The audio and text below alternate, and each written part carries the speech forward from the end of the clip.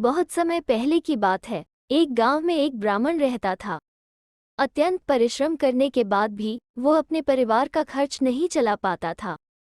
उसका एक ही पुत्र था जिसे वो बहुत प्यार करता था। एक दिन पिता और पुत्र धन कमाने की लालसा से परदेश के लिए रवाना हुए। रास्ते में घनघोर जंगल पड़ा। पुत्र को प्यास लगी। थोड़ी ही दूर पर उन्हें एक तालाब दिखाई दिया। तालाब के चारों ओर हरे भरे लहलहाते हुए वृक्ष थे, जिन पर चिड़ियां मधुर स्वरों में चहचहा रही थीं। पानी पीकर दोनों ने इधर उधर देखा। पास में ही एक बहुत बड़ा महल उन्हें दिखाई दिया। ब्राह्मण और उसका पुत्र थक भी गए थे और उन्हें भूख भी लग रही थी। वे दोनों महल की ओर चल पड़े। महल का आधार खुला हुआ था, किंतु अंदर कोई नहीं था। महल में अनगिनत कमरे थे, जो सब धन धान्य से भरे हुए थे। किसी कमरे में गेहूं, किसी कमरे में चावल, किसी में चीनी, गुड़ और किसी में आटा आदि। एक कमरा तो मेवों से भरा पड़ा था। ब्राह्मण रसोई घर में पहुंचा। चूल्हा जलाकर आराम से दाल चावल बनाया। पेट भर भोजन करके विश्राम करने के लिए जगह खोजने लगे। एक भंडार घर में धान भरा हुआ था। वहीं थोड़ी सी जगह बनाकर दोनों लेट गए और अंदर से सांकल बंद कर ली। थोड़ी देर में उन्हें भयंकर गर्जना सुनाई दी। उन्होंने किवाड़ की दरार से झांक कर देखा, एक विशालकाय दानव चला आ रहा है। दोनों भयभीत होकर उसे देखते रहे। उस दानव ने चूल्हा जलाकर बड़ा सा हांडा चढ़ाया। एक बड़ी सी परात में खीर परोसकर उसने खाना प्रारंभ किया। खीर की सोंधी सोंधी खुशबू से ब्राह्मण के बेटे का जी ललचा गया। दानव खीर खा रहा था और ब्राह्मण का बेटा ललचा कर देख रहा था।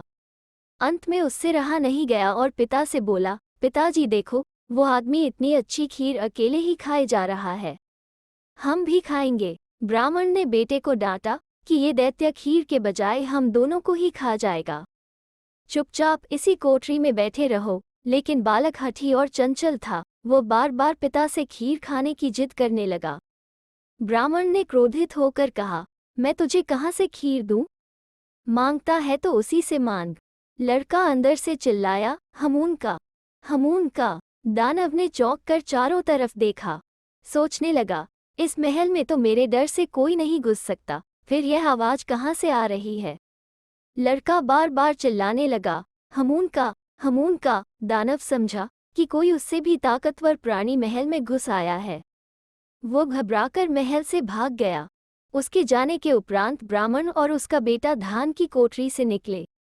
बड़ी तबीयत से खीर खाई और फिर उसी जगह आकर लेट गए। उधर दानवराज भागते भागते जंगल में पहुंचे। वहां उन्हें एक लोमड़ी मिली। दानव को घबराया देख लोमड़ी बोली, अरे दादा, आप बहुत घबराए हुए लग रहे हो, क्या बात है? दानव ने कहा, क्या बताऊं बहन, हमारे घर में हमून का घुस आया है और बहुत जोर जोर से चिल्ला रहा है। उसी के डर के मारे भाग आया हूँ। लोमड़ी बोली, इतनी सी बात? दादा, तुम घबराओ नहीं, मैं तुम्हारे साथ चलती हूँ। दोनों मिलकर अभी उसे मार डालेंगे। दानव लोमड़ी को लेकर आया। डर के मारे स्वयं दूर खड़ा हो गया और धान वाली कोठरी की ओर इशारा किया, हमून का इसी में है। लोमड़ी ने किवाड़ की दरार में अपनी पूंछ डाली और टोह लेने लगी। जब लड़के के सिर में बार बार लोमड़ी की पूंछ लगी तो उसने क्रुद्ध होकर पूंछ पकड़ ली। पिता ने बहुत समझाया, लेकिन लड़का हठी था। वो पूंछ पकड़कर अपनी ओर खींचने लगा और बाहर बैठी लोमड़ी अपनी ओर खींचने लगी। थोड़ी देर तक युद्ध चलता रहा और अंत में पूंछ उखड़कर लड़के के हाथ में आ गई। लोमड़ी रो रो कर कहने लगी, तुमने तो मुझसे कहा था दादा कि घर में हमून का घुसा है, इसलिए हम उसे मारने चले गए थे। तुमने ये क्यों नहीं बताया कि तुम्हारे घर में पूंछ उखाड़ घुसकर बैठ गया है? दानव और लोमड़ी के जाते ही ब्राह्मण और उसका पुत्र महल से निकले और पास ही में एक बेल के वृक्ष पर चढ़कर बैठ गए। पके हुए बेल देखकर लड़का बहुत खुश हुआ और बेल खाने लगा। तभी उन्होंने देखा दानव 4-5 बाघ लेकर महल की ओर आ रहा है। दानव के साथ कुछ बाघ अंदर चले गए और कुछ महल के आधार पर बैठकर पहरा देने लगे। दानव और बाघों ने पूरा महल देख डाला, लेकिन महल में कोई नहीं मिला। बाहर आकर बाघों ने कहा, दानव भाई, तुमने हमें बेकार कष्ट दिया, यहाँ तो कोई नहीं है। दानव बोला, नहीं बाघ भाई, इस महल में ही हमून का जोर जोर से चिल्ला रहा था। उसने लोमड़ी की पूंछ भी उखाड़ दी थी। पिता और पुत्र पेड़ पर बैठकर दानव और बाघ की बातचीत सुन रहे थे। लड़का बड़ा चंचल और साहसी था। उसने पिता से कहा, पिताजी, ये बेल बाघ के सिर पर मार दें, उसका सिर फूट जाएगा।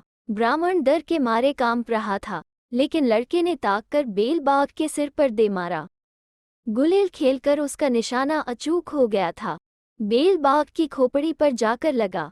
इससे वो तिलमिला उठा। वो दानव से बोला, तुमने कहा था हमून का छुपा है। लोमड़ी ने कहा, पूंछ उखाड़ है, लेकिन ये तो सिर फोड़ आ गया है। भागो, नहीं तो सभी के सिर फोड़ डालेगा। सब बाघ तेजी से भागे। उनके पीछे दानव भी भागा।